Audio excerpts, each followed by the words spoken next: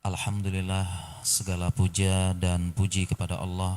Salawat dan salam kepada suri teladan kita Nabi Muhammad Sallallahu alaihi wasallam. Para jamaah sekalian, tema kita di subuh di masjid yang penuh berkah ini, sahabat terbaikmu adalah pasangan sehidup sesurga. Ada dua penekanan di situ, sahabat terbaik, pasangan, dan sehidup sesurga. Sahabat terbaik ya, pasangan kita. Kenapa disebut sahabat para jamaah? Kenapa disebut sahabat? Karena dalam Al-Quran pun disebut sahabat. Jadi pasangan kita, istri kita, dalam Al-Quran disebut dengan sahabat. Contoh misalnya ayat yang berbunyi yauma yafirrul mar'u min akhi wa ummihi wa abih. Lanjutannya wa sahibah wa sahibatihi wa banih, dan seterusnya. Hari di mana seseorang lari dari bapak ibunya, lari dari saudaranya, lari dari bapak ibunya, dan lari dari sohibah, yaitu wabani, istri dan anaknya. Disebut sohibah, istri maksudnya. Dalam ayat yang lain juga disebut sohibah juga. Ya. Anna yakunu lahu walad walam yakul lahu sohibah. Bagaimana mungkin Allah itu punya anak sedangkan tidak punya sohibah, istri.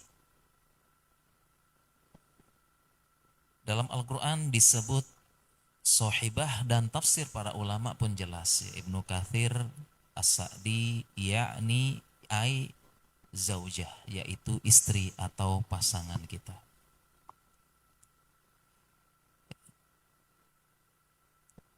Jadi kalau ditanya sahabat terbaik, pasangan. Itulah Al-Quran. Dia i'jaz, mukjizat. Baik dari bahasanya maupun kandungan dan isinya. Jadi Al-Quran bukan sekedar permainan kata, puisi, ungkapan, syair, tapi juga isinya juga mukjizat. Ya. Kalau misalnya nabi palsu Musailamah Al-Kadzab, ya, dia mengaku juga turun ayat Al-Quran diwahyukan kepada dia.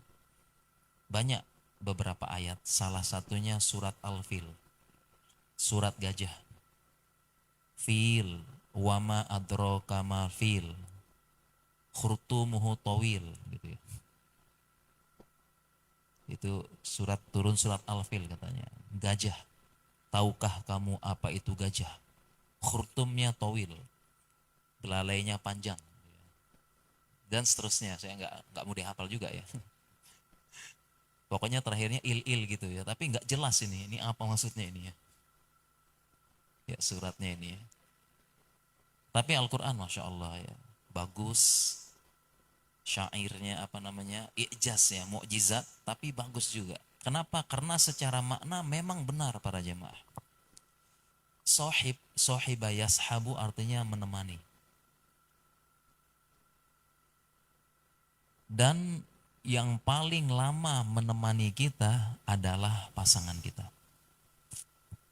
Dia sohibah, paling lama menemani, Kemudian menemaninya bukan sekedar menemani, tapi dia menemani dengan kedekatan lahir batin, fisik dan non fisik. Sahabat yang dekatnya itu bukan fisik, bukan hanya non fisik ya, tapi dekatnya juga fisik. Benar-benar sohibah, nempel kemana-mana. Sohib yaitu kan menyertai, melazimi, itu arti kata sohib. Bahasa Arab artinya sohib yashab, menemani. Jadi benar-benar sesuai ya dengan makna lahir batin ya. Kenapa disebut sahabat? Pertama, secara waktu para jamaah sekalian. Secara waktu yang paling lama menemani kita ya pasangan kita.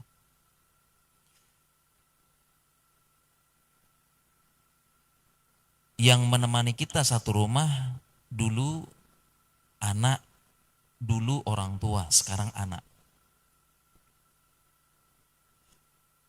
Dulu orang tua, kita bersama orang tua, ya kalau saya dulu zaman kuliah, berarti sampai usia 17-18.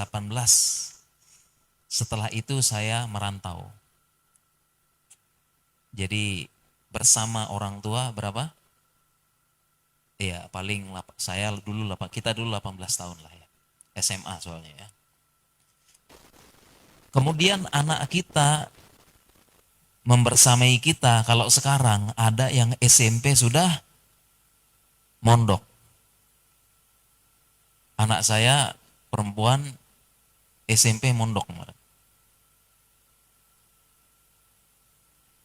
Jadi bersama saya hanya 12 tahun.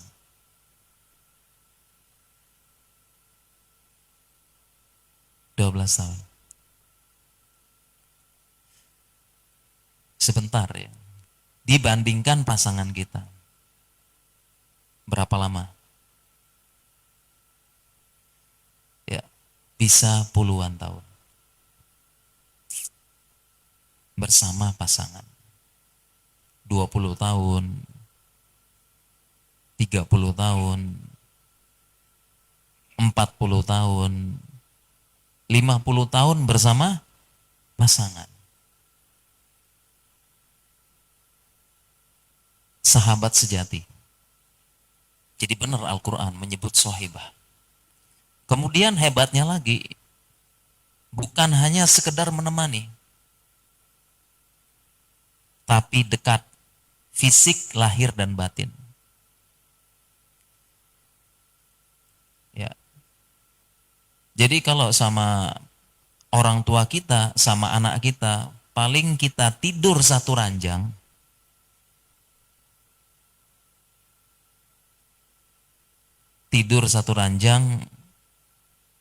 kalau fikihnya umur 7 tahun.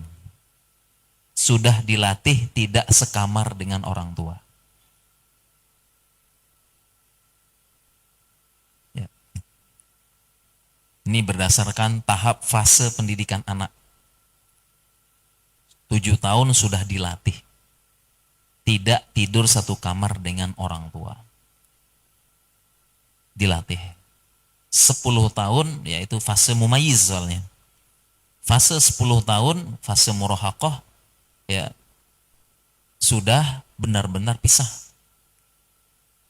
Tadi yang 7 tahun mungkin masih bolak-balik atau masih belum bisa, 10 tahun sudah benar pisah. Balik gak boleh, haram.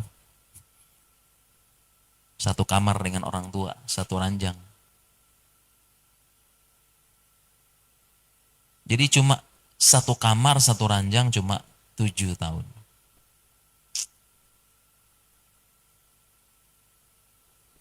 Sedangkan kalau pasangan kita, ya udah satu ranjangnya berpuluh-puluh tahun. Kalau tidur sama anak itu masih kepisah sama bantal. Masih pakai jarak, tapi kalau istri udah kedekatan lahir batin, nempel. Jadi benar-benar menemani. Jadi Masya Allah Al-Quran ya. Jadi bukan sekedar permainan kata, dia benar-benar tafsir yang mendalam.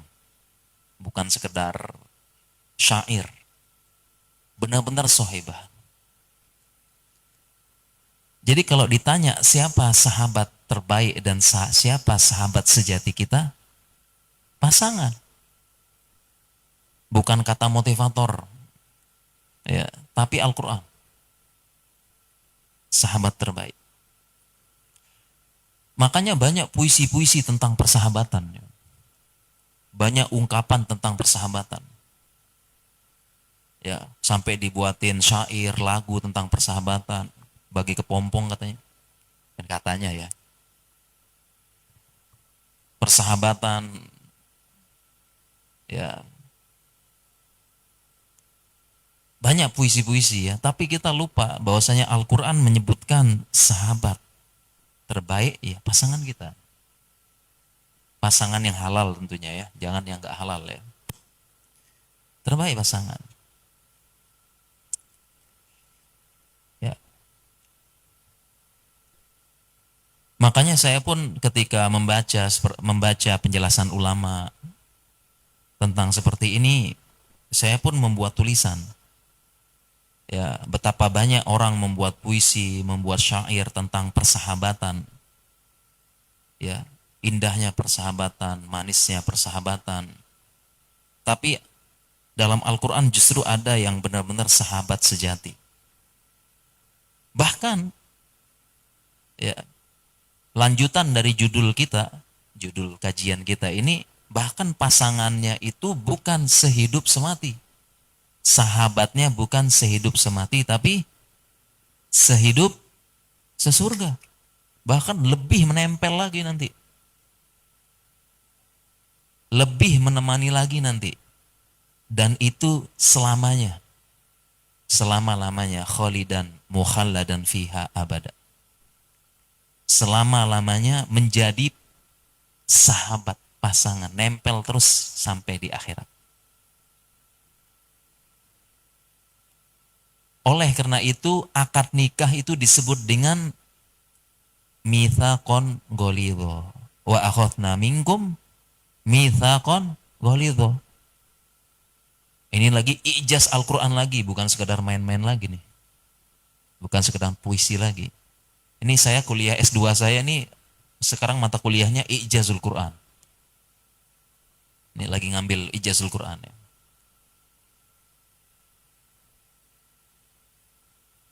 Jadi bukan sekedar permainan kata-kata, tapi maknanya kalau dibaca tafsirnya mendalam sekali. Ya.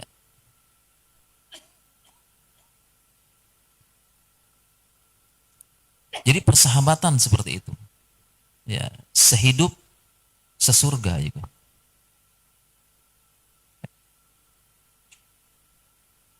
Jadi bukan sekedar menemani. Disebutkan mitsaqon ghalidho, terjemahannya adalah perjanjian yang berat. Mitsaqon ghalidho. Kalau perjanjian yang lain, ya, perjanjian jual beli, perjanjian damai, perjanjian bisnis, ini mungkin berlaku sebentar, bisa di-cancel, bisa macam-macam. Tapi kalau akad nikah itu banyak sekali konsekuensinya. Dia akan jadi teman seumur hidup, sehidup sesurga kemudian. Ya, dihalalkannya farji, nasab. Kemudian perpindahan tanggung jawab dari ayahnya ke suaminya. Jadi sebelum nikah yang ditanya bapaknya, setelah akad tersebut, detik itu juga yang ditanya suaminya, mitsaqon ghalidho. Ya.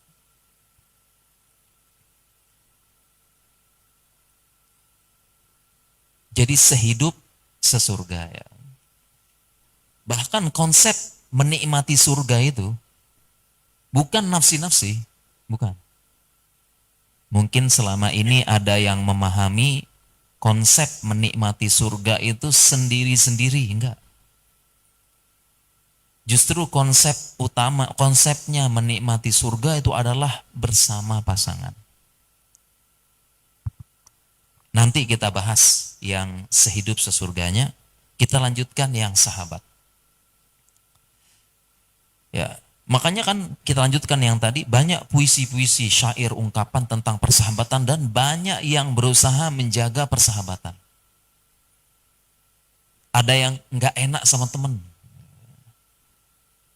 sebenarnya males, sebenarnya itu nggak minat, tapi nggak enakan sama temen. Ya, nggak enak, nggak apa-apalah, biar temen. Ya, sebenarnya saya nggak mau, saya nggak minat, tapi karena kamu teman saya, sahabat lama, oke, insya Allah kita lakukan. Jadi ada yang berkorban untuk sahabat, ya. Ada yang nggak enakan dengan sahabat, ya. Ada yang kalau sahabatnya minta untuk ditemani, ya, dia menemani. Ya. Nah, padahal Al-Quran menyebutkan sahabat kita, bahkan the true bahasanya, the true, sahabat sejati, ya pasangan kita dalam Al-Quran. Ya, saya pun membuat tulisan ya tentang sahabat, ya, supaya ya kita juga jangan lupa dengan sahabat kita yang lebih menemani kita. Karena selama ini ungkapan-ungkapan puisi tentang sahabat dan pertemanan, tapi itu bagus. Tapi jangan lupa dengan sahabat sejati kita yang lebih utama. Ya. Saya buat tulisan ya, saya bacakan ini. Saudaraku, katanya persahabatan itu mahal. Kita mentraktir sahabat bukan karena kaya. Karena katanya persahabatan lebih mahal dari uang. Tapi pasangan kita tidak ternilai dengan uang. Istri kita tidak ternilai dengan uang. Karena kita halalkan dengan kalimat Allah. Ya, ittaqullaha fin nisa. Bertakwalah kalian dalam masalah istri kalian, fa innahunna awanun indakum. Karena sesungguhnya mereka ibarat tawanan. Silahkan diapa-apain juga, terserah. Wa akhastumuhunna bi amanatillah. Kalian ambil dari wali-walinya dengan mengatakan amanah dari Allah. Wastahlaltum furujahunna bi kalimatillah, dan kalian halalkan kemaluannya dengan kalimat Allah. Jadi kita ngambil bawa-bawa nama Allah. Katanya sahabat, teman adalah pelipur lara. Teman berbagi di saat suka dan duka. Ya, tapi pasangan kita pelipur lara yang tidak akan kadaluarsa. Katanya sahabat adalah saudara tapi berbeda orang tua. Banyak ungkapannya. Sahabat, saudara, beda orang tua. Memang sahabat tidak selalu tepat waktu membantu, tapi bisa menuntunmu. Tapi ingat, pasangan kita meskipun sahabat beda orang tua, setiap waktu dan selalu tepat waktu membantu dan menuntun kita. Bisa jadi setelah berpuluh-puluh tahun bersama pasangan kita, kita tidak pernah mengucapkan terima kasih wa jazakumullahu khairan.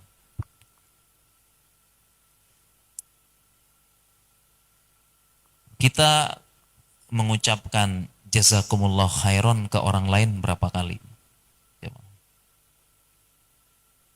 Kita mengucapkan berapa kali jazakumullah khairan ke orang lain, ke sahabat, sesama ikhwan, sesama akhwat, berapa kali?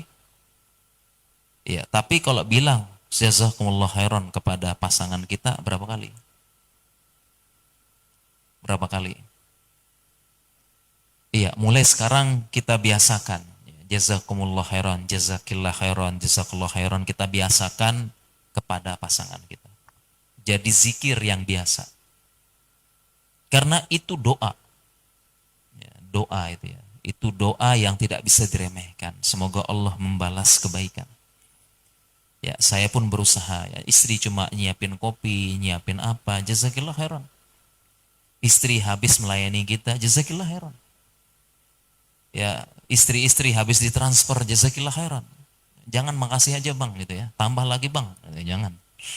Harus ada jazakillah khairannya, jazakallah khairannya harus ada, itu jadi zikir harian.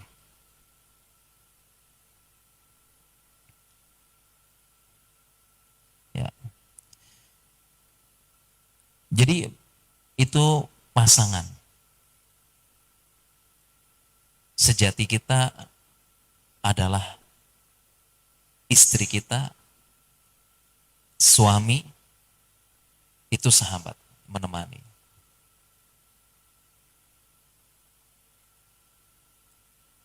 Kemudian para jamaah sekalian ya, tadi pasangan terbaik. Dan itu pasangan terbaik.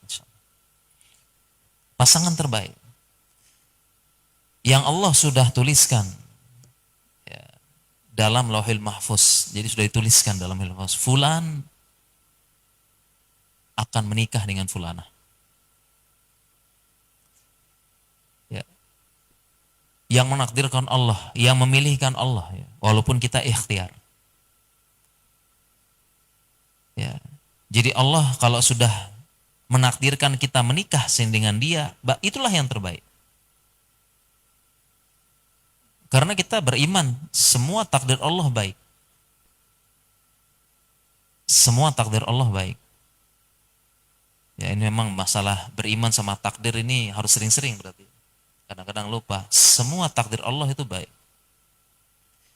Adapun yang kita tahu selama ini takdir baik dan buruk, khairihi wa syarrihi, atau hulwihi wa murrihi, hadis tentang takdir yang pahit dan manis, itu penjelasannya ditinjau dari manusia yang merasakan.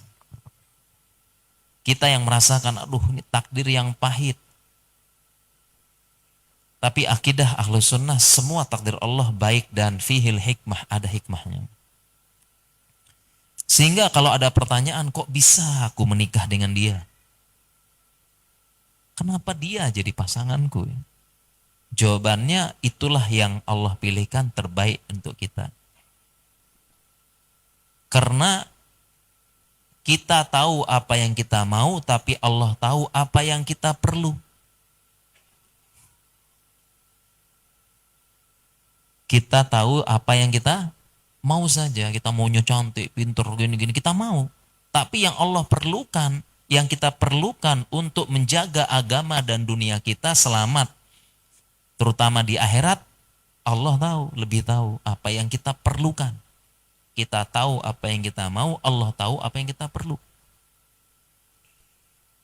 Kita maunya kaya, tapi Allah bilang dia perlunya yang ya setengah-setengah kaya lah. Karena kalau dia tipe-tipe kalau kaya langsung lupa sama akhirat, langsung sombong deh ini tipe-tipenya nih. Allah tahu ya jangan dikasih yang ini. Ya, kok suami saya keras? Ya, karena Allah tahu ya kamu perlu yang keras. Ya, karena kalau nggak dikerasin kamu agak-agak gimana gitu ya. Nah, mungkin ya, ini mungkin gitu ya. Allah tahu. Ya. Jadi takdir itu ya, takdir ya, Allah menakdirkan. Itu yang terbaik bagi kita. Ya. Dan kadang-kadang kita kenapa begini? Kenapa? Ya. Tidak terima, kok bisa? Kenapa aku menikah dengan dia? Karena kita hanya berangan-angan, kita nggak tahu ya. Kalau menikah dengan yang lain belum tentu bisa seperti ini juga. Dan para jamaah sekalian belum tentu cocok ya. Ini kalau kita bicara itu disebabkan karena berangan-angan, itu disebabkan karena kita lanjut yang tadi malam ya, kesehatan mental ya. Kenapa bisa berangan-angan karena seandainya tidak nikah dengan dia? Karena sekarang kita zaman membanding-bandingkan. Zaman banding-bandingkan, dan untuk membanding-bandingkannya tuh banyak. zamannya ini, banding-bandingkan ya. Apalagi sekarang banyak konten suami ideal, istri ideal, dikontenin. Ya, suami ideal, gagah, kaya, ganteng, ya, nggak pelit, punya kepribadian, mobil pribadi, rumah pribadi, villa pribadi. Itu maksudnya senang punya kepribadian yang baik ya, suami ya. Ya, dikontenin. Istri juga begitu, yang cantik, putih, glowing, tinggi, semampai, semeter tak sampai biasanya itu. Dan sebagainya. Jadi sekarang untuk membanding-bandingkannya itu banyak materi untuk membanding-bandingkan. Dan itu semua walaupun sekedar iseng tontonan, tapi setidaknya itu kita terpapar dengan kesempurnaan. Akhirnya banding-bandingkan, akhirnya tidak qanaah. Ya, tidak qanaah. Nah, kuncinya adalah, nah ini termasuk buat bagi saya pribadi juga, kuncinya adalah ketika mulai nggak qanaah, kuncinya ngaca. Nah, ini orang orang Jawa, maafnya Jawa ini. Kuncinya adalah apa? Setiap kita mulai tidak qanaah dengan pasangan kita, udah mulai keluhan, mulai ngaca. Kita ngaca jamaah. Ngaca, emang kita siapa ini? Ya, mulai kenapa dengan dia? Aduh ini kok nikah sama dia? Kecewa, kenapa milih dia? Ngaca. Pertama yang milih siapa dulu? Jadi banyak pasangan-pasangan tuh mengeluhkan. Mengeluhkan kenapa? Aduh, suami saya begini, begini kenapa? Istri saya begini, begini. Ngaca dulu. Pertama yang milih dulu siapa? Apakah kita masih di zaman dijodohkan paksa ya, di zaman dimana siapa namanya tuh yang dipaksa nikah sama Datuk Maringgi ya? Oh ya Siti Nurbaya, aduh ya. Ya, yang jawab ternyata generasi baby boomer. Ya, sama milenial mesti tahu lah ya. Gen Z nggak tahu nih. Apakah kita sekarang masih zamannya Siti Nurbaya yang dipaksa menikah dengan Datuk Maringgi gara-gara bapaknya punya utang banyak? Ya, memang pinjol ini memang bikin apa ya? Punya utang memang bikin terjerat emang ya. Kesehatan mental lagi nih. Masih dipaksa sekarang zamannya nih. Udah enggak. Kenapa bilang kok aku menikah sama dia? Loh, kamu yang milih kan? Kenapa menikah sama dia? Ya Allah, kenapa dia jodohku? Bukankah dulu kita yang milih?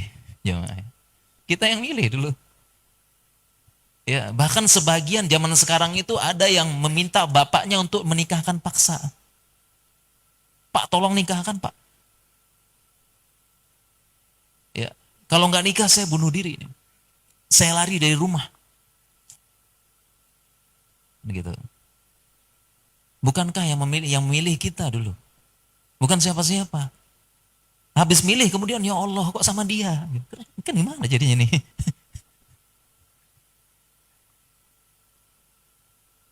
Kita yang milih dulu jemaah.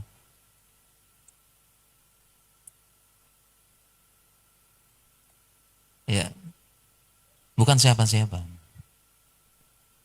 Jadi ini yang pertama ya, sebelum kita mengeluhkan pasangan, kok dia begini, dia ini, kita yang milih. Bukan siapa-siapa. Kemudian yang kedua, kenapa kita harus ngaca? Ya, ketika kita kecewa dengan pasangan, ya, maka pasangan kita pun juga sama, kecewa dengan kita. Sama aja, Mas. Kita ngeluh karena suami saya kok begini-begini, kenapa dia begini-begini. Ternyata suami pun ngeluh juga, kamu juga sama. Jadi artinya sama-sama punya kekurangan. Sama-sama punya kekurangan gitu. Ada kekurangan. Ya. Dan Allah tahu, itulah kita ditakdirkan menikah. Ya. Kemudian juga kenapa bisa nikah sama dia? Ya udah alhamdulillah. Masih mending nikah daripada nggak nikah sama sekali. Ya, karena jomblo lebih berat penderitaannya daripada yang sudah menikah. Ya, saya nggak kebayang jomblo zaman sekarang ya. Itu terutama laki-laki ya. Kalau melihat sesuatu dan sebagainya, kalau kita kan pulang ya ketemu istri kan. Kalau ini nggak tahu ini, ya nggak kebayang. Terutama di zaman sosmed nih, kesehatan mental lagi nih, ya di zaman sosmed ya terpapar subhat, syahwat dan sebagainya dengan berbagai macam model. Kalau kita yang punya istri kan pulang, nggak tahu sekarang lebih menderita. Demikian juga istri yang sudah punya suami sekarang betapa banyak di luar tangisan perawan tua. Sedih. Ya, setiap lebaran menghindari pertanyaan kapan menikah. Tangisan perawan tua, sedih mereka. Apalagi perempuan, dia fitrahnya adalah melahirkan dan mendidik anak. Fitrah perempuan itu dia punya anak. Sedih, masa yang diomong cuma ponakan terus. Ya. Dia juga pengen punya anak. Fitrah perempuan, perempuan tuh fitrahnya punya anak. Dan fitrahnya bahagia. Kebahagiaan perempuan tuh dia punya anak, dia susui, dia mandikan, ya dia iming, dia apa namanya goyang-goyangkan. Itu fitrahnya perempuan bahagia dia. Kita aja laki-laki tuh gendong bayi, kita peluk, kita senang. Apalagi perempuan fitrahnya lebih lagi. Itu kebahagiaan. Jadi kita menikah kemudian punya keluhan terhadap pasangan begini-begini. Sebenarnya itu lebih baik daripada ngejomblo kemarin. Makanya dalam hadis disebutkan ya, ma fil jannati a'zab. Di surga tidak ada jomblo. Di surga nggak ada jomblo. Maksudnya di surga itu tidak ada yang hidupnya sendiri. Pasti Allah pasangkan. Baik dia sudah menikah, belum menikah, ataupun sudah cerai. Tetap di surga ada pasangannya nanti. Ini ada pembahasan lebih lanjut. Para ulama menjelaskan kenapa? Karena di surga itu adanya kebahagiaan. Karena jomblo nggak bahagia.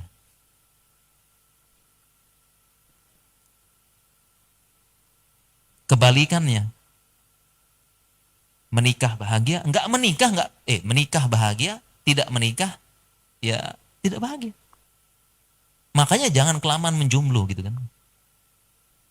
Jangan kelamaan sendiri. Kalau sendiri nanti kedinginan. Kenapa? Karena Al-Quran menyebutkan pasangan adalah pakaian, hunna libasulakum wa antum libasulahun. Jadi jomblo sering kedinginan. Nggak punya pakaian, nggak punya selimut. Ya, ini penjelasan lama nih. Kenapa di surga nggak ada yang sendiri? Karena nggak bahagia sendiri itu. Jangan lama-lama makanya. Ya. Ma fil jannati a'zab. Ya, tidak ada yang jomblo ya. Jadi cuma beda za sama dha. Kalau satunya dha-nya tuh azab. Jadi azab sama azab ya beda-beda tipis ya. Jomblo kena azab. Enggak ya. Insya Allah enggak.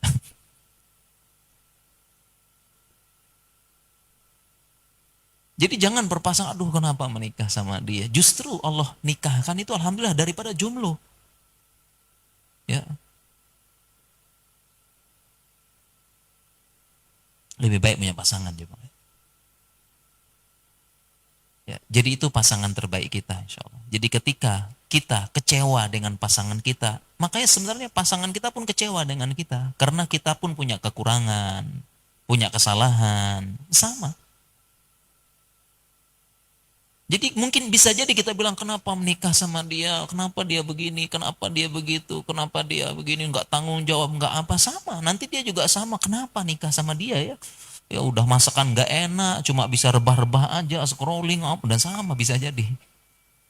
Pelayanan kurang dan sebagainya sama, mengeluh. Jadi pasangan ya. Jadi Allah takdirkan yang terbaik. Ya. Bahkan ungkapan jodoh adalah cerminan diri, ada tepatnya. Itu ada tepatnya.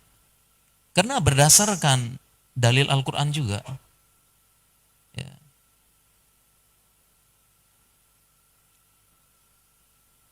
At-toyibati lit-toyibin, at-toyibuna lit-toyibat, dan seterusnya. Al-khabisatu lil-khabisin, al-khabisuna lil-khabisat. Yang baik-baik untuk yang baik-baik, perempuan yang baik-baik, laki baik-baik, perempuan baik, dan sebaliknya.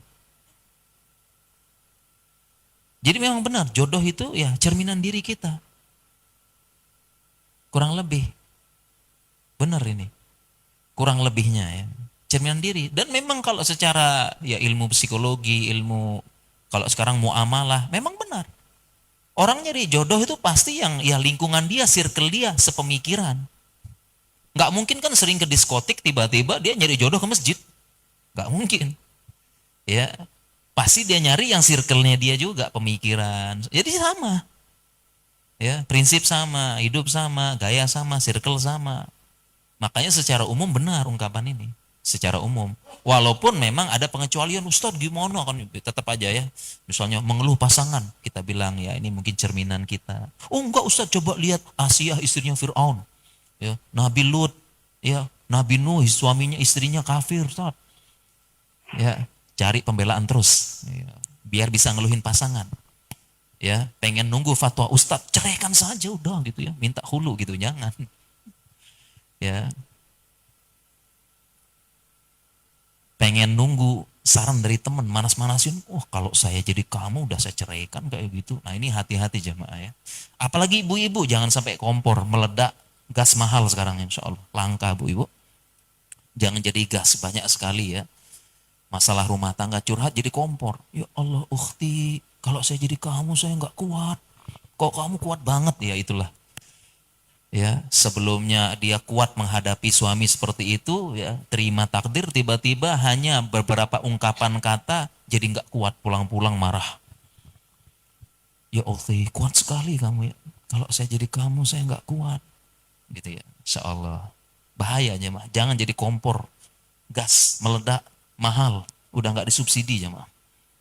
Jangan, insya Allah. Betapa banyak ya satu dua kata merusak rumah tangga orang lain. Dan ini termasuk definisi tahbib secara umum. Tahbib. Merusak rumah tangga orang lain. Banyak.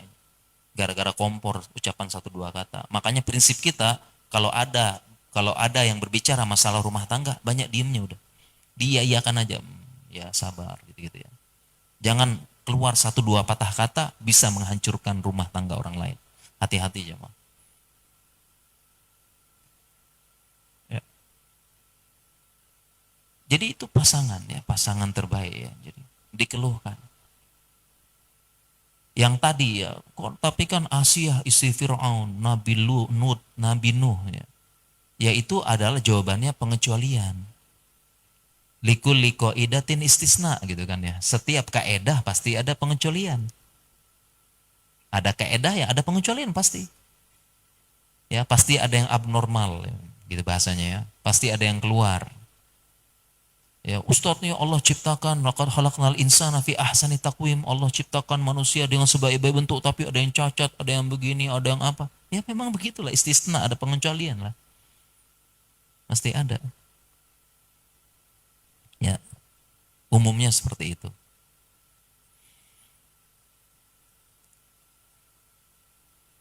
Ya, jadi yang pertama ya, kalau kita mulai mengeluhkan sahabat, coba kita perlakukan seperti sahabat kita ya. Kadang-kadang kita kalau sahabat buat salah itu teman teman main, teman nongkrong, teman naik gunung, teman gowes, teman main bola, berbuat salah cepat sekali kita kasih uzur sama dia. Main bola di sliding, gak apa-apa bro, insya Allah siap baik, insya Allah. Ya, kan teman soalnya teman kajian, apalagi yang sliding ustad kan, gak apa-apa ustad, gak apa-apa ustad ya gitu ya. Gak apa-apa ustad ya. Kan temen gitu kan. Ya nanti malam kita main mini soccer. Tapi nggak di sini ya, tapi ya maaf ya. Mainnya di Kapuas sama Palangkaraya Senin ya. Ya kapan-kapan lah di Banjarmasin mudahan bisa ya. Olahraga bareng kita senam kejantanan ya, biar makin jantan. Terus ya, kayak kalau sama temen betapa cepat kita cari uzur, maafin ya. Oh santai aja bro, maaf bro ya. Santai, woles, woles orang Jawa bilang ya. Santai aja gitu. Oh cepat sekali kita cari uzur ya. Tapi kalau sama pasangan, itu kok kayaknya uzur-uzur tuh berat gitu ya. Ya, satu kedua salahan itu jadi kredit poin ditumpuk tumpuk tumpuk tunggu meledak gitu. Cepat sekali. Ya. Makanya itu tadi ya sahabat terbaik kita. Jadi pertama kita yang milih kan jamaah.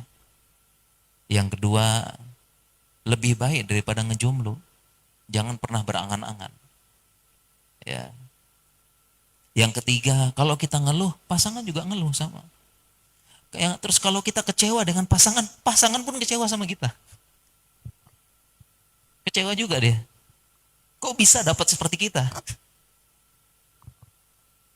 Sama.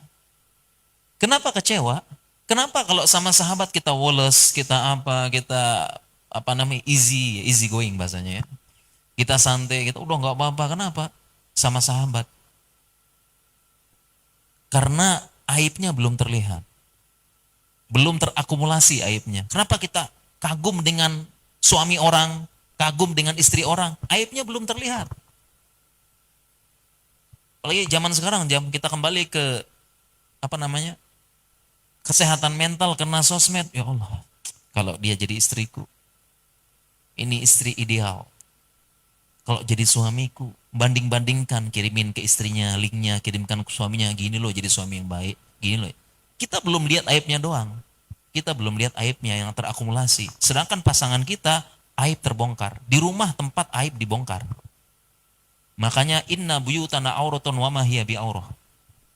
Rumah itu aurat, menutup semuanya. Jadi aib-aib terbongkar itu di mana? Di rumah yang tahu pasangan kita. Itulah makanya kita tidak ada uzur, no excuse, langsung disimpan, langsung masuk dalam hati, langsung dimasukkan dalam kredit aib-aib pasangan yang suatu saat akan meledak. Kalau orang lain nggak kelihatan, ya antum-antum nggak tahu aib saya di rumah. Yang tahu cuma istri saya. Aib lahir batin, ya lahir batin maupun lahirnya. Muka saya mungkin begini, nggak tahu dalam saya apa, mungkin korengan apa, semua nggak ada yang tahu. Yang tahu cuma istri. Ya, satunya kutil, busuk dan sebagainya cuma istri yang tahu. Di luar gagah, di rumah lemes, nggak ada yang tahu. Ya, di luar jantan, di rumah lemah syahwat, nggak ada yang tahu. Ya. Jadi itu poin yang keempat. Kenapa? Memang di rumah tempatnya terbuka aib, makanya jelek terus pasangan kita. Ya, tempat terbongkarnya aib di rumah. Ya. Makanya tadi Al-Qur'annya inna buyutana auratun wa ma hiya bi'aur. Tempatnya.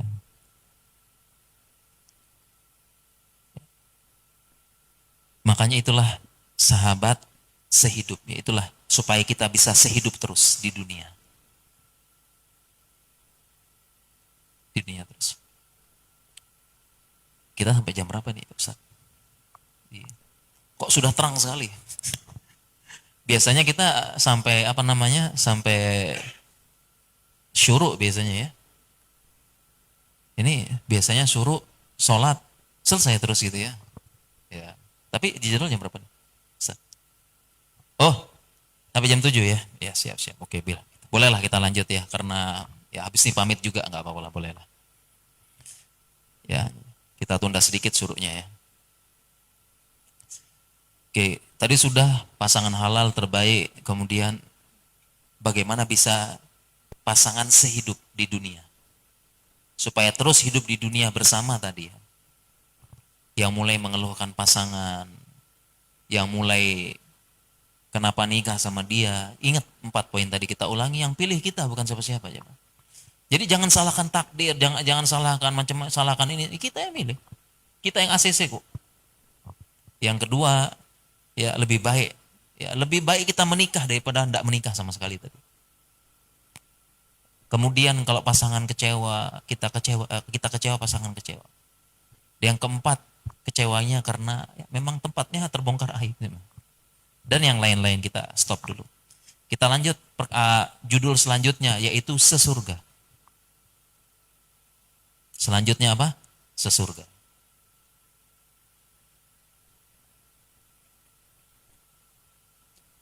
Jadi para jamaah sekalian rahmati Allah Subhanahu wa taala, konsep Islam ya, kita itu masuk surga dan menikmati surga. Dulunya saya memahami sendiri-sendiri. Kita masuk surga sendiri, nikmati sendiri. Tapi ternyata konsepnya ya, menikmati surga itu bersama pasangan. Ternyata konsepnya apa? Nikmatinya bareng pasangan. Mirip seperti suami istri di dunia. Bareng terus, makannya bareng, ininya bareng, dan sebagainya. Ya. Bahkan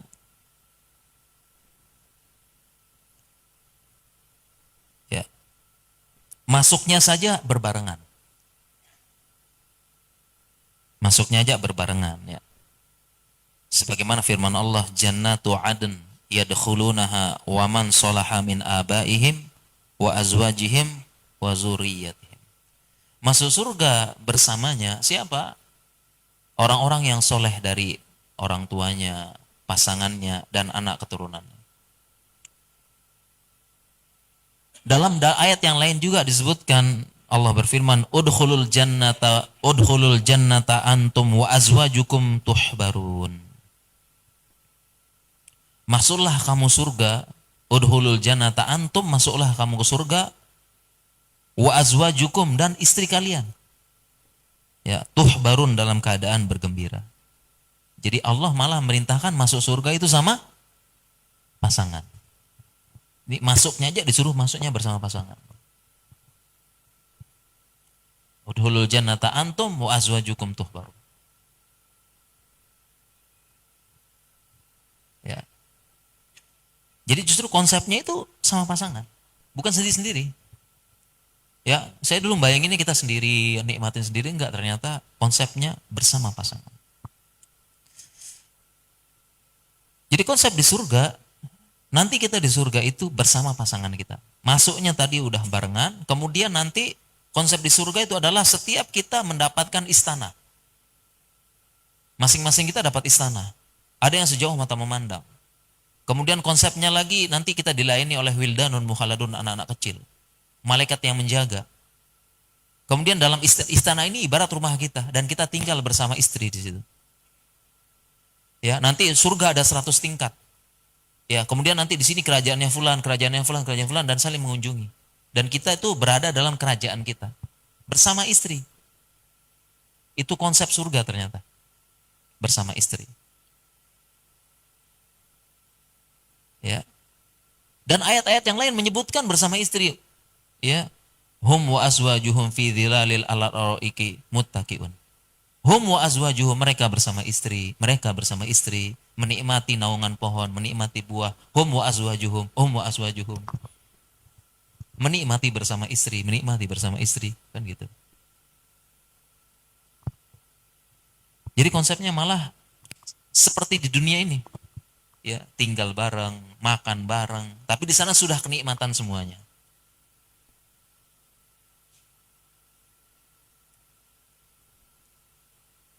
Makanya konsepnya sehidup sesurga, jemaah. Bukan sehidup semati. Karena kalau sehidup semati, adik mati ya sudah, abang nikah lagi lah. Kan gitu. Selesai berarti. Cukup sekian dan terima kasih. Kalau adik mati. Kan gitu. Ini kalau konsep apa? Sehidup semati. Adik mati ya sudah. Ya udah. Selesai. Saya nikah lagi, Dek. Ya. Belum kering kuburnya istri, suami malamnya udah akad. Kan gitu. Tapi konsep Islam bagus, Pak. Makanya konsep Islam sehidup sesurga. Ya. Kemudian juga kalau orang yang konsep yang lain itu adalah menua bersama. Oh enggak, mungkin enggak mau. Bang kita olahraga bareng ya bang, kenapa? Biar kuat sampai tua dan menua bersama. Enggak mau menua bersama, enak aja ini. Mau dong. Ya, sampai menua bersama enggak mau. Ya, ya memang kita nanti menua mati, tapi enggak sampai di situ dong. Di surga, dan di surga enggak tua. Karena di surga semua penduduk surga umurnya 30 atau 33 tahun. Semua penduduk surga umurnya 30 atau 33 tahun. Enggak mau menua bersama. Oh, enggak dong. Sebentar doang tuh. Itu konsep-konsep ahlu dunia. Kalau kita Islam lebih sempurna. Enggak ada menua bersama nanti. Terus menerus. Enggak. Itu cuma lewat doang menua bersama. Di surga tetap muda. Ya, para ulama menjelaskan kenapa 30 sampai 33 karena itu usia matangnya seseorang, puncaknya. Jadi Allah pengen manusia hambanya menikmati surga di usia matang. Baik fisik maupun mental. Makanya kapten sepak bola tuh yang umurnya segitu-segitu tuh. Ya kalau 20, kalau 20, 25 kadang-kadang cepet larinya tapi masih emosian. Ya, seperti itu. Sehidup sesurga ya, Masya Allah ya. Ini konsep para jamaah.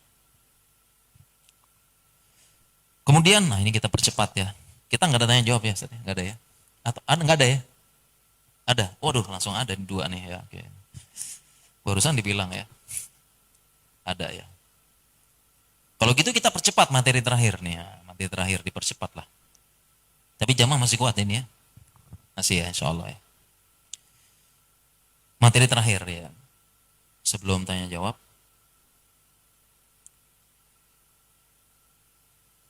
Pertanyaannya ini ya.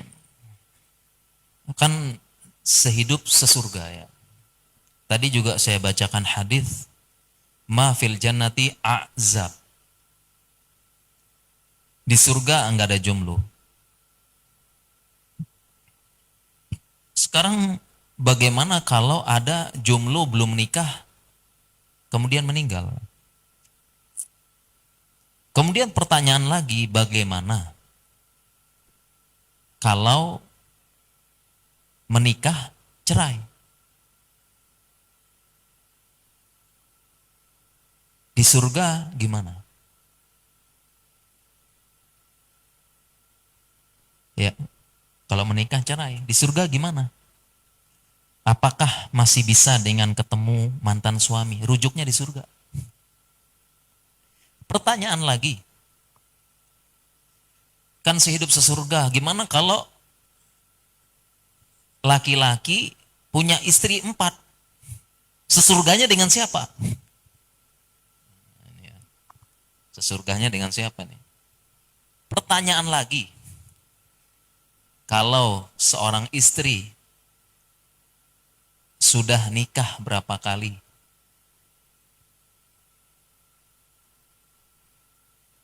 Ya, baik nikah ditinggal wafat maupun cerai. Dengan suami yang mana? Ya, kita jawab ya dengan ringkas.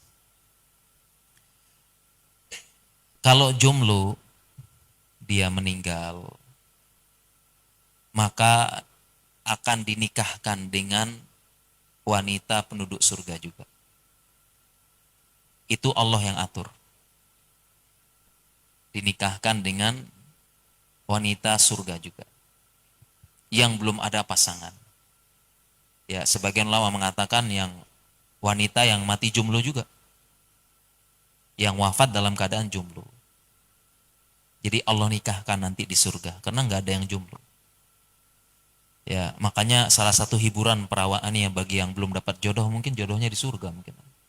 Ya, kalau kalian dinikahkan oleh awali kalian, saya di surga dinikahkan oleh Allah. Nah, hiburan. Tapi janganlah ya. Jangan. Ini yang jomblo. Pertanyaan selanjutnya, kalau sudah menikah di dunia kemudian cerai, bisa nggak rujuknya di surga? Mantan gitu ya. Jawabannya tidak bisa. Karena kata-kata talak itu membatalkan mitsaqun ghalidho tadi. Membatalkan kata-kata talak. Makanya tidak boleh dianggap main-main ini kata-kata talak. Konsekuensinya berat. Maka nggak boleh main-main. Salasun hazluhun najid wajidduhun najid. Kata Nabi SAW ada 3 yang main-mainnya, sedang main-main, senda gurau, dianggap jid, serius. Kemudian jidduhun dan seriusnya pun dianggap serius juga gitu ya.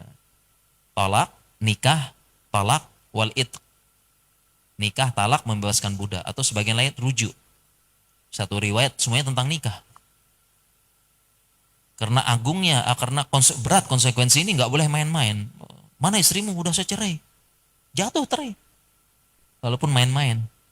Ya, ada sinet, ada main film, beneran bapaknya itu ini, bapaknya itu apa namanya? Bapaknya walinya beneran. Udah nikah suami istri saat itu, walaupun cuma main film. Ya, main-mainan akad-akad gitu. Suami istri langsung secara syar'i. Saking agungnya 2 kalimat ini nggak boleh main-main karena membatalkan tadi mitsaqun ghalidho. Sehingga kalau sudah nikah cerai, udah tadi kata-kata tadi cukup sekian dan terima kasih, nggak ada konsekuensi setelahnya. Di dunia nggak bersama, di akhirat juga nggak bersama. Kemudian pertanyaan selanjutnya, kalau suami punya beberapa istri, dengan siapa nanti? Jawabannya dengan semua istri di surga. Sebagaimana di dunia bagi rumah, di surga pun juga sama bagi rumah. Bagi kerajaan, giliran. Tapi jangan khawatir, di surga sudah tidak ada cemburu, hasad, iri, dengki, nggak ada. Karena dicabut sebelum masuk surga. Kita jadi setelah sirot ada namanya kontoroh. Ya, jadi kita habis sirot tuh kita di kontoroh dulu. Kontoroh tempat kisos batin. Ya, salah satunya adalah kisos batin supaya tidak ada cemburu. Allah berfirman, "Wa naza'na ma fi qulubihim min gilin." Kami cabut gilin tersebut. Hasad, dengki, iri. Setelah kontoroh selesai, kalau padang mahsyar itu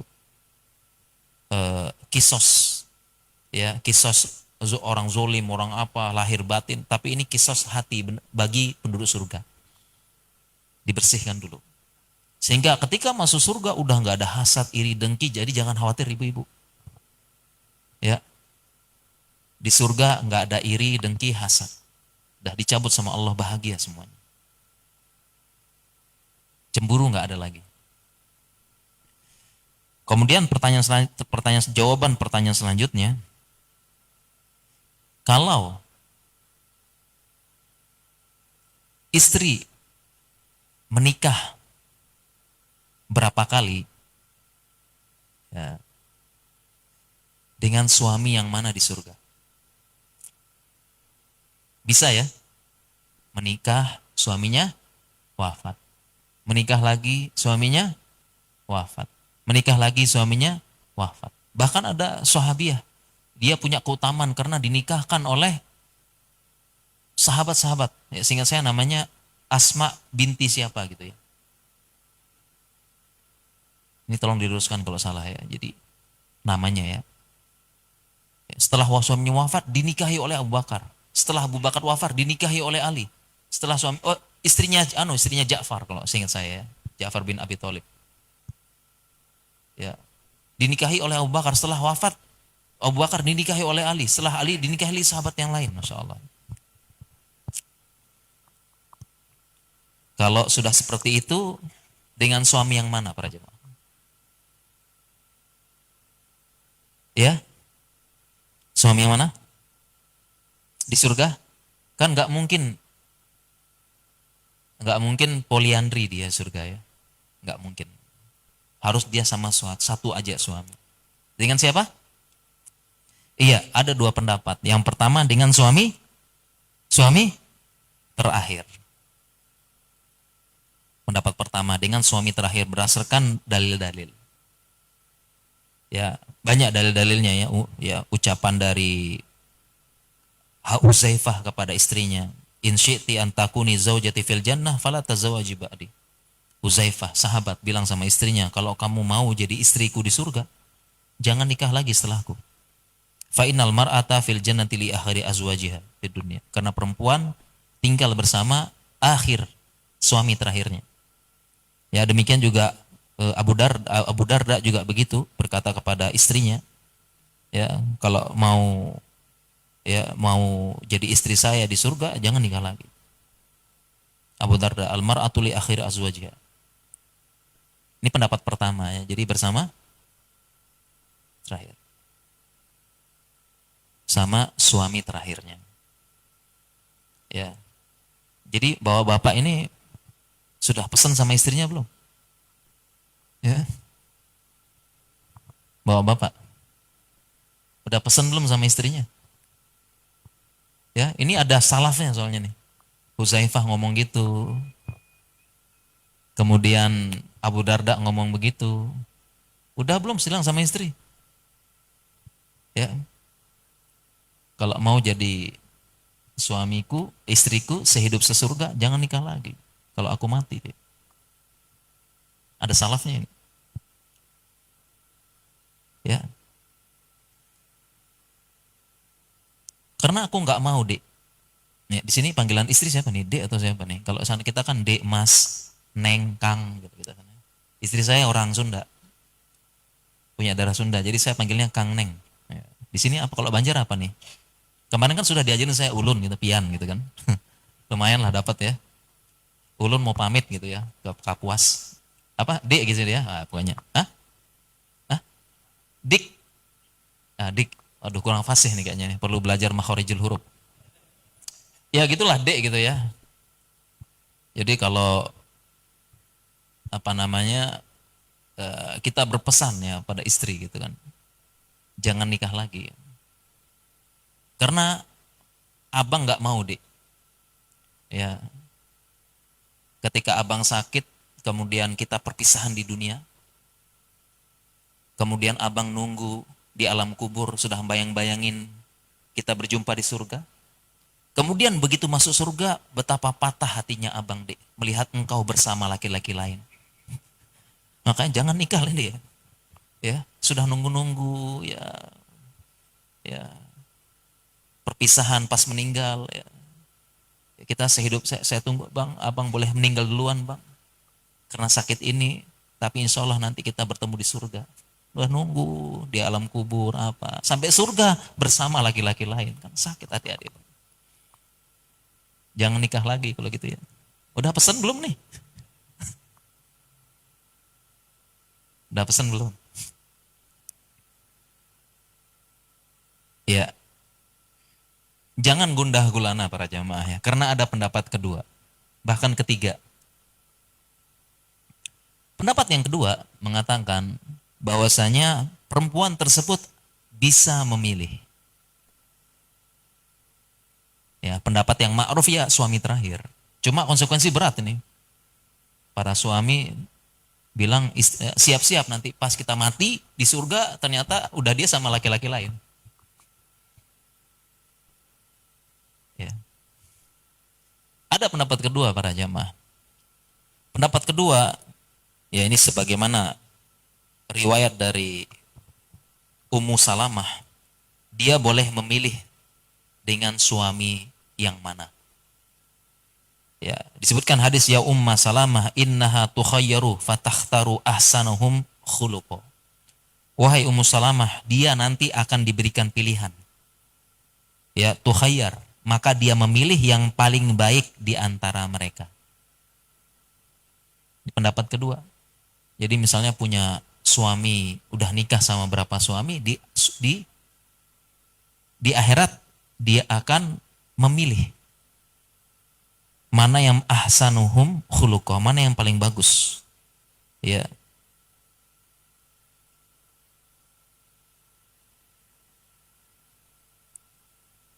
Dan ini sesuai dengan firman Allah Subhanahu wa taala, di surga itu fiha ma tastahil anfus. Di surga itu sesuai dengan apa yang diinginkan jiwa. Ya, dia ingin yang mana? Dan juga lebih adil pendapat yang kedua. Karena bisa jadi suami terakhir bejat, tak tanggung jawab, hobi ngutang, malas kerja, suka pukul istri, cuek sama anak. Tapi nggak diceraikan. Itu suami terakhir. Sekiranya dia jadi itu suami di surga, mungkin dia nggak ridho, mungkin nih, aduh, di dunia aja neraka sama dia. Masa di surga gini lagi gitu ya. Mungkin gitu ya. Misalnya. Pendapat yang kedua. Ya. Pendapat yang kedua. Kira-kira jamaah pilih yang mana nih? Oh, yang penting masuk surga katanya, Masya Allah. Berarti abang ini pengen gak sama saya di surga ya? Yuk bang, yuk. Ya. Berarti gak cinta nih bang nih. Ya, kok pilih yang itu bang? Gitu ya. Ya, memang, dan kemudian ada pendapat yang ketiga, pendapat Syekh Ali Furqus, saya bacakan, wa in kana laha azwaj fid dunya fahiya fil jannati ma ahli azwajiha idza tasawwa fi khuluqi was shalah. Nah, ini pendapat yang ketiga. Pendapat ketiga itu ya, dia bisa milih kalau suaminya itu ya tasawuf sama dalam akhlak dan agamanya. Ya. Jadi defaultnya itu suami terakhir. Ya, suami. Mohon maaf ya. Jadi kalau dia, ya, kalau dia apa namanya? Kalau dia sama gitu ya. Mohon maaf. Kalau dia sama suaminya ini, maaf. Kalau dia sama suaminya, maka yang terakhir. Paham ya, Mas? Kalau suaminya sama, kurang lebih sama akhlak agamanya, maka dia apa? Dengan suami yang terakhir. Tapi kalau beda-beda, memilih, paham ya, Mas? Paham ya? Saya ulangi ya. Kalau suaminya sama baiknya, itu tasawuf fil khuluq was shalah. Kalau suaminya sama baiknya, maka yang terakhir. Kena sama semua ini. Sama. Maka yang terakhir. Tapi kalau nggak sama, ada baik dan buruk, dia boleh memilih. Dia pasti pilih yang paling baik. Ini pendapat. Makanya para sahabat, dia yakin. Para sahabat itu Zuzaifah, Abu Darda. Kalau dia meninggal, pasti sahabat lain menikahi istrinya. Karena di zaman Nabi nggak ada janda nganggur. Dalam tanda kutip, tidak ada janda yang nganggurnya lama. Di zaman Nabi. Begitu dia ini langsung dinikahi sama yang lain, nikah dia sama yang lain, begitu terus. Ya, karena mereka sangat paham supaya itulah cara supaya janda tidak apa untuk memuliakan janda, dinikahi, bukan dimain-mainin. Di zaman Nabi begitu, coba aja baca sejarah, meninggal langsung dinikahi sama. Jadi Huzaifah sama Abu Darda itu tahu, setelah dia wafat nanti pasti sahabat lain nikahi, dan itu sama. Kemudian kalau sama apa tadi? Ya kalau sama itu terakhir. Paham jemaah? Ini pendapat pertengahan. Ya. Jadi setelah dapat penjelasan ini, perlu nggak ngomong sama istri? Ya jemaah. Perlu nggak berpesan sama istri? Intakuni zaujati fil jannah fala tazawaji ba'di. Perlu nggak kira-kira nih? Setelah dapat penjelasan ini jemaah. Perlu nggak ngomong sama istri? Ya. Ya, atau ngomongnya malah lain ya. Kalau saya mati terserah anti dek. Mau nikah lagi terserah. Karena saya yakin pasti anti pilih saya yang terbaik nanti. Wah, yakin banget ini ya. Padahal yang habis itu yang nikahi ustadz kan, bahaya enggak ya? Ya. Sehingga diskusinya akhirnya berujung. Lebih baik abang yang mati duluan atau istri yang mati duluan gitu kan? Kira-kira mana yang bagus nih? Istri mati duluan atau suami mati duluan? Kira-kira ya. Pilih yang mana ya? Ibu-ibu ya. Suaminya mati duluan atau istrinya mati duluan gitu ya. Ya. Oke, jawabannya adalah ya Kita nggak usah dibahas ya mati duluan siapa. Yang penting sekarang kita beramal dulu pokoknya ya. Beramal ya. Kita beramal ya. Tadi benar sebenarnya tadi ya. Kalau saya yang penting masuk surga dulu ya. Saya pun nggak bahas-bahas sama istri ya. Yang penting masuk surga dulu insya Allah. Ini yang fokus ya. Masuk surga biar bisa bersama-sama. Ya, jadi sampai rumah nih jangan bilang ya abang aja mati duluan bang. Ya, ya tenang aja bang. Kalau abang nggak mati-mati ntar teracuni umur 70 tahun ya gitu ya. Umur 65 tak racunin. Karena kalau abang nikah lagi belum kering kuburan saya abang malamnya udah akad. Nggak terima saya. Gitu, gitu ya. Seperti itu. Ternyata udah jam 7 para jamaah ya. Ya Allah, udah jam 7 ternyata. Baik mungkin ya karena ini amanah pertanyaan saya jawab dengan cepat ya. Insya Allah mudah-mudahan ya. Karena udah terang. Waduh ini kok berat pertanyaannya nih ya. Bagaimana pernikahan 10 tahun, 20 tahun rusak alasan suami mau poligami? Padahal istri sudah tahu suami belum mencukupi sepenuhnya. Aduh, kalau poligami saya ngopi dikit ya. Bismillah. Karena bukan praktisi ini ya. Ya. Ini kayaknya nak kalau poligami nanya sama praktisi aja ya. Saya bukan anu nih. Ya bukan praktisi ibaratnya dokter ini nggak pernah nyuntik disuruh nyuntik ya. Janganlah ya. Itu ini nanya sama apa? Sama praktisi aja ya. Ya saya nggak berani jawab nanti. Ya nanti nggak dibukain pintu. Pas pulang enggak ya? Enggak ya? Ya benar serius ini, serius. Kalau poligami saya nggak berani jawab, bukan praktisi. Tanya kepada ahlinya, salah-salah ngomong nanti ya. Ya Ustadz jangan bacot doang katanya orang Jawa ya. Ya itu tanya sama apa yang sudah pengalaman ya. Karena yang sudah poligami lah yang tahu mana mencukupi, mana enggak mencukupi, mana apa gitu ya. Mereka yang lebih tahu. Insya Allah. Ya, bagaimana pendapat Ustadz kasus perceraian yang tinggi di Kalsel? Karena menikah muda, ini benar nggak ini? Emang benar ya, ada datanya ya, perceraian tinggi ya. Karena menikah muda, ya. Benar nggak nih? Ya. Jadi masalahnya itu bukan karena nikah mudanya sebenarnya. Karena belum berilmu sebelum menikah gitu aja. Ya jadi bukan masalah nikah muda, tapi oh benar ya, soheh ya, masya Allah ya. Kalau begitu ya kita edukasi.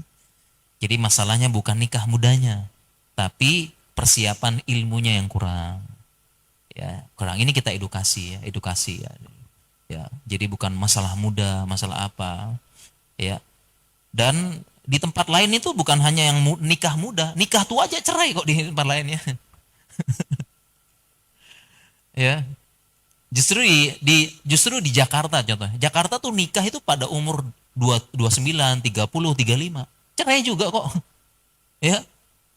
Jadi ini bukan alasan nikah muda kok banyak orang cerai. Enggak, coba di Jakarta coba ya. Di Jakarta Iwan itu nikah, Iwan tuh ya saya ketemu Iwan 27, 28, 30 udah nikah belum? Belum. Keras di Jakarta keras, kota keras. Ya. Keras dia. Enggak berani nikah kalau belum punya rumah, belum punya apa, keras, kota keras nah itu. Jadi di Jakarta itu kota-kota besar perceraian tinggi. Mereka nikahnya juga bukan nikah muda, nikah tua, tapi cerai juga. Nah, jadi ini bukan alasan ya. Bukan alasan karena nikah muda, tapi kurangnya apa? Ilmu. Dalam Al-Qur'an ada ilmu. Ya, nah ini di Kapuas saya yang bahasnya daurah ini nih, daurah karakter dasar suami istri dalam Islam, daurah kalau di Kapuas. Kita bahas tentang ilmu berumah tangga, memahami karakter dasar istri, memahami karakter suami. Ini insya Allah di Kapuas hari ini. Daurah kita. Ya, karena kurang ilmu aja kita. Ya, kalau saya menikah ketika kuliah jamaah. Saya nikah ketika kuliah. Umur 21, 22. Ini nikah muda enggak nih? Nikah muda Ustaz? Nikah muda apa enggak? Ya, termasuk muda berarti ya? Ya, oh sedang berarti ya.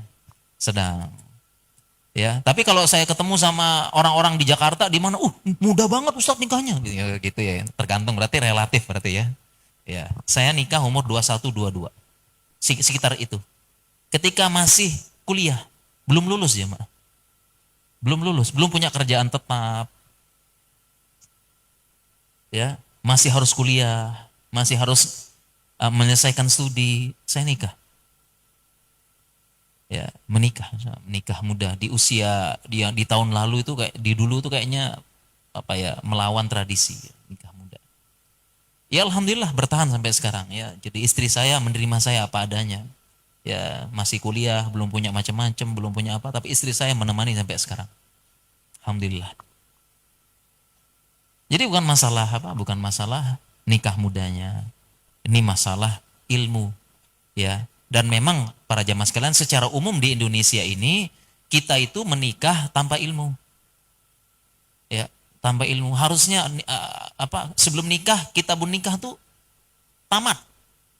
Dihatamkan dulu. Sebagaimana Umar bilang kepada la yadkhulun nasu, karena janganlah sekali-kali masuk pasar kami kecuali yang sudah belajar ilmu jual beli. Harusnya begitu. Nah, kita sebelum nikah nih harusnya sudah khotam dulu kitabun nikah atau kita fikih munakahat. Di situ belajar ya fikih nikah. Ya, apa itu talak? Ya, talak bain, kubro sugro. Ya, talak bid'ah, talak sunnah, belajar. Banyak sekali orang ngomong-ngomong talak, sebenarnya tuh talak, tapi karena dia nggak belajar nggak tahu. Fikih nikah, fikih nafkah nggak tahu. Ya, berapa besaran nafkah, berapa ini nggak tahu kita sebelum nikah. Apa nafkah wajibah, nafkah mustahabah, kita nggak belajar. Ya, uang belanja istri bedanya dengan nafkah apa? Harusnya tahu, wajib. Ya, skincare itu wajib apa enggak? Ya, Ustadz, skincare tuh nafkah wajib atau nafkah apa? Uang belanja itu harusnya paham, tahu. Ilmu dasar itu. Berapa banyak nafkah wajib itu belajar, nafkah dulu. Ya, mungkin kemudian belajar tentang hukuk baina zaujain, hak suami istri dalam Islam. Kita nggak belajar. Ini kita bahas nanti di Kapuas. Kita bahas hak suami istri dalam Islam. Haknya istri apa, hak suami? Nggak belajar, kita nggak belajar. Kita main nikah aja. Padahal kalau di KUA, protap nikah itu ada pembinaan sebelum nikah. Matrikulasi 3 hari. Tapi kita skip. Skip, nggak belajar. Nikah dulu, nggak sabar malam pertama. Saya pun ketika di KUA ditawarin, sebenarnya kita ada pembinaan calon pasutri, 3 hari kuliah. 3 hari kuliah. Non-stop. Ya supaya itu dijelasin, ini nikah, niatnya, tujuannya, hak suami, hak istri, sampai-sampai ada pembahasan tentang musyajaratu baina zaujain, ya, persengketaan suami istri, sampai tahap terakhir nusus suami istri ada. Dibahas itu harusnya kita pelajari sebelum nikah. Dan itu KUA pun memfasilitasi 3 hari. Saya ditawarkan, mau nggak ikut? Kalau nggak skip, saya bilang skip. Harusnya ada. Ya, jadi secara umum di kita di Indonesia ini kita tidak al ilmu qoblal qaul wal amal, makanya perceraian tinggi juga di sini. Ya, gampang ini kita nggak belajar sebelum nikah. Hak suami, hak istri nggak belajar. Nggak tahu dalam Islam, padahal itu sebaik-baik aturan. Baik para jemaah sekalian, mungkin demikian bisa kita sampaikan. Ya, mungkin hanya ini yang bisa saya sampaikan, dan ini adalah terakhir saya di Banjarmasin ya. Saya izin pamit para jemaah sekalian, kalau ada salah kata mohon dimaafkan ya, ada salah dalil mohon saya diluruskan. Ya, mudah-mudahan kita bisa berjumpa di lain kesempatan. Kalau kata orang dulu, kalau ada sumur di ladang, ya jangan mandi ya, kelihatan auratnya. Mandi di kamar aja ya. Demikian, subhanakallahumma bihamdika asyhadu alla ilaha illa anta astaghfiruka wa atubu ilaik. Assalamualaikum warahmatullahi wabarakatuh.